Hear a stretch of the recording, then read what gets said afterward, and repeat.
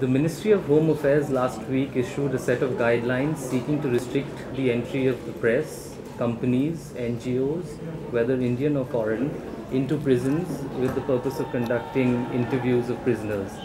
My colleague Bantika Ghosh today spoke to former top cop Kiran Bedi, who had a very interesting take on these guidelines. Bantika, could you tell us what Ms. Bedi said actually today?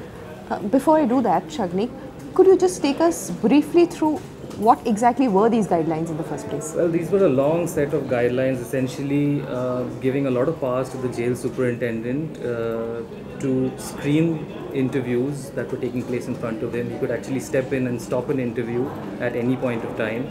The person conducting an interview, if at all they were given permission to do so, would have to submit the tape of the interview or the CD to the jail authorities for a period of 3 days.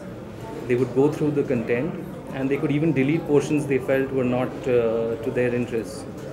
And visitors would also have to pay a surety of around 1 lakh in advance, which could be forfeited if the prison authorities felt that was required. So these were essentially a bit regressive in nature. But could you tell us what Ms. Bedi had to say about this? She,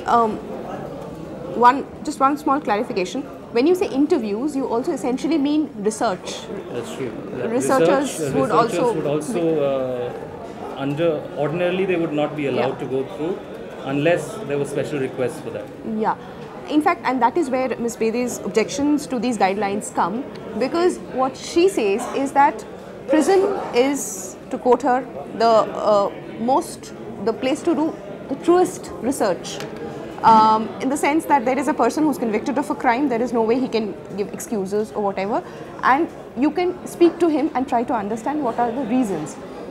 What she says is that even for effective policing, it is very important for police to have a preventive strategy in crime, and that can only happen if you understand where the crime is coming from, the sociological perspective of where the crime is coming from, so you know where to go and stop it at which level. In fact, she says that instead of disincentivizing research the way these guidelines do, government should actually go to the other end and give scholarships, because police doesn't have the kind of funds you need to do these kinds of research. So they're essentially doing research that in the end, if it is used properly, will help policing. That's quite an interesting take on the guidelines, because a lot of it is actually open to discretion of the authorities. Yeah, which is the regressive part. But in the first place, what I don't understand is why did we have to go back all these years and issue these guidelines? Well, this whole thing springs from the fact that the government was put in quite an embarrassing situation in March when it was caught in a controversy when it banned a documentary called India's Daughter, which was made by a British documentary filmmaker Leslie Udwin. Essentially, she conducted a series of extensive interviews with the accused in the December 2012 gang raid.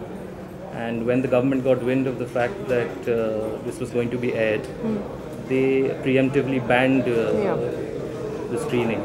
And this came in for quite some flack from various quarters. And there were questions raised about how she entered the prison, who gave her permission to do so. And this essentially is the fallout of the whole episode. So essentially we have gone back a few years, as Ms. Bedi puts it. Thank you so much for watching. Thank you so much for watching.